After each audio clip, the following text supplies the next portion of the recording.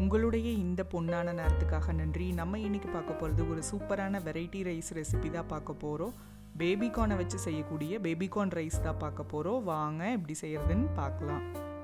First 4லிருந்து 5 பேபிகார்னை clean பண்ணி இந்த மாதிரி பொடியாக கட் பண்ணி எடுத்துக்கலாம். அடுத்து ஒரு பேனில் 4லேருந்து 5 ஸ்பூன் வரைக்கும் எண்ணெயை சூடு பண்ணிக்கலாம். எண்ணெய் சூடானதும் ஒரு பிரியாணி இலை, ஒரு சின்ன துண்டு பட்டை சேர்த்துக்கலாம். அடுத்து 4 பல் பூண்டு பொடியாக கட் பண்ணினது சேர்த்து ஒன்ஸ் வதக்கிட்டு 2 கருவேப்பிலை ஆட் பண்ணிக்கலாம். ஒரு கொத்து கருவேப்பிலை, 2 பச்சை மிளகாய், 2 பெரிய வெங்காயம் பொடியாக கட் பண்ணினது உள்ளே சேர்த்துட்டு வெங்காயத்தை நல்லா வதக்கிட்டு, வெங்காயம் நல்லா வதங்கினதும் ஒரு தக்காளி பொடியாக கட் பண்ணினது இதையும் ஒன்ஸ் நல்லா வதக்கிடலாம். தக்காளி வதங்கினதும் நம்ம கட் பண்ணி வச்சுருக்கிற பேபிகார்ன் ஆட் பண்ணிக்கலாம். ஒன்ஸ் கலந்துட்டு தேவையான அளவு உப்பு,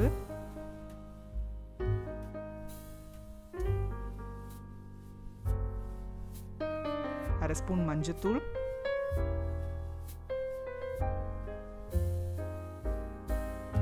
காரத்துக்கு தகுந்த மாதிரி மிளகாத்தூள் ஆட் பண்ணிக்கலாம். அரை ஸ்பூன் கரம் மசாலா, 1/4 ஸ்பூன் சீரகத்தூள், அரை ஸ்பூன் மல்லித்தூள் சேர்த்துட்டு நல்லா கலந்து விட்டுக்கலாம். லோ ஃப்ளேமில் வச்சு தண்ணியெல்லாம் விடாமல் நல்லா வதக்கிட்டே இருக்கலாம். சப்போஸ் பேபிகார்ன் வேகாமல் இருந்தால் லைட்டாக தண்ணி தெளித்து லோ ஃப்ளேம்லேயே வேக வச்சுக்குங்க. பேபிகார்ன் நல்லா வெந்ததும்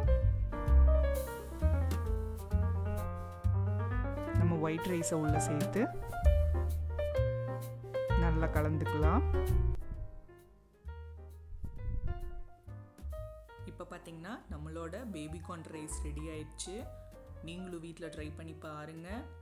அது சுவைகளும் சங்கமிக்கட்டும். அனைவரது இல்லங்களிலும்